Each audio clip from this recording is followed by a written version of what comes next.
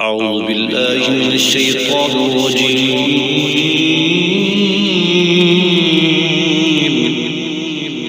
بسم الله الرحمن الرحيم. ألم تر إلى الذي حاج إبراهيم في ربه أن آتاه الله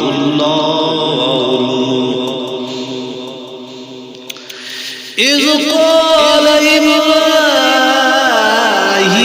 ربي الذي يحيي ويميت قال أنا أحيي وأميت قال إبراهيم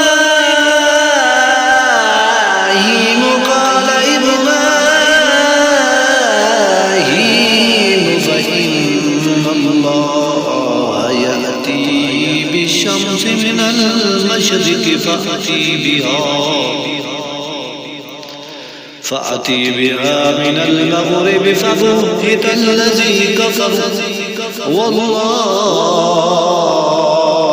لا يهدي القوم الظالمين.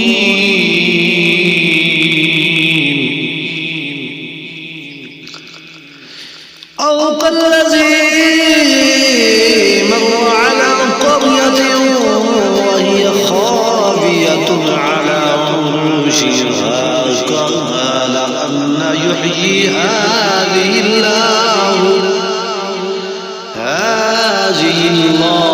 بعد موتها فأماته الله 100 عام ثم بعثه 100 عام ثم بعثه قال كم لبثت قال لبثت يوما أو بعض يوم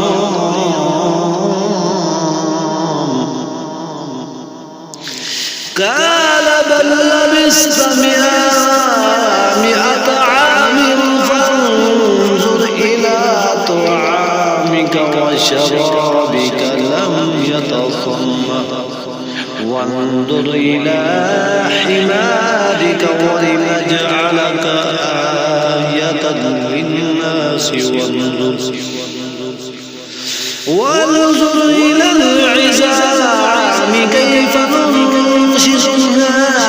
ثم نكسوها لحما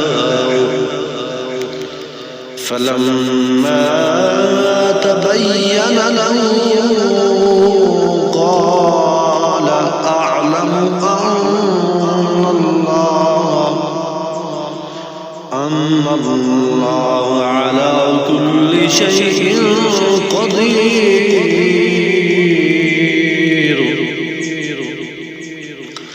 وإذ قال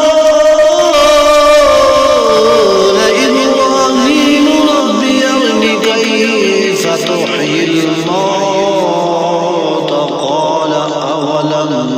تؤمن قال بلى ولكن ليطمئن قلبي قال فخذ 4 من الطير فصرهن إليك ثم اجعل على كل جبل منهم جزءا ثم ادعهن يأتينك سعيا واعلم أن الله عزيز حكيم.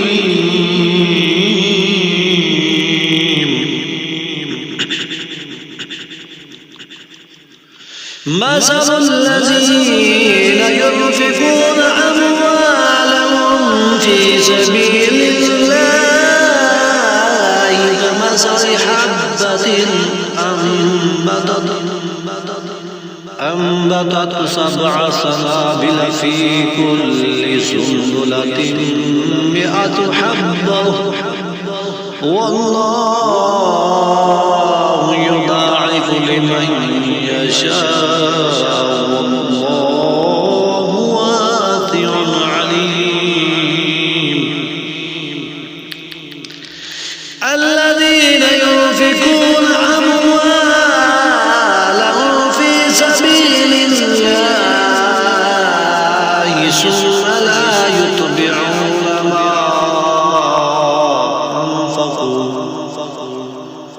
ما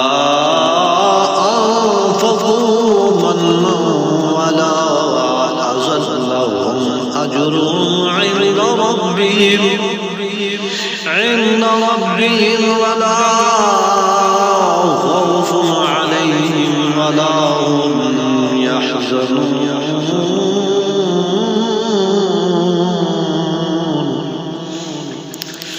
قول معروف ومغفرة خير من صدقة يتبعها أذى والله غني حليم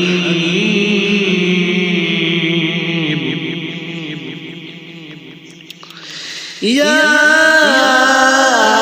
أيها الذين آمنوا لا تبطلوا صدقاتكم بالمن والأذى كالذي ينفق ماله رئاء الناس ولا يؤمن بالله واليوم الآخر فمثله كمثل صفوان عليه تراب فأصابه وابل فتركه صلدا لا يقدرون على شيء مما كسبوا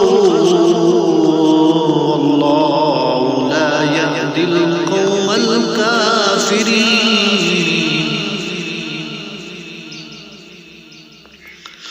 ومثل الذين ينفقون أموالهم ابتغاء مرضات الله وتثبيتا من أنفسهم كمثل جنة بربوة أصابها وابل فآتت أكلها ضعفين فإن لم يصبها وابل فطل والله بما تعملون بصير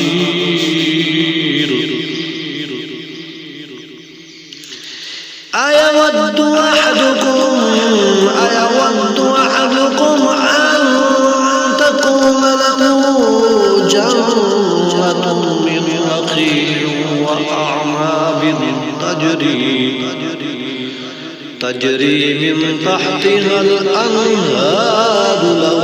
فيها من كل الثمرات وأصابه الكبر وله ذرية ضعفاء فأصابها إعصار فيه نار فاحترقت كذلك يبين الله لكم الآيات لعلكم تتفكرون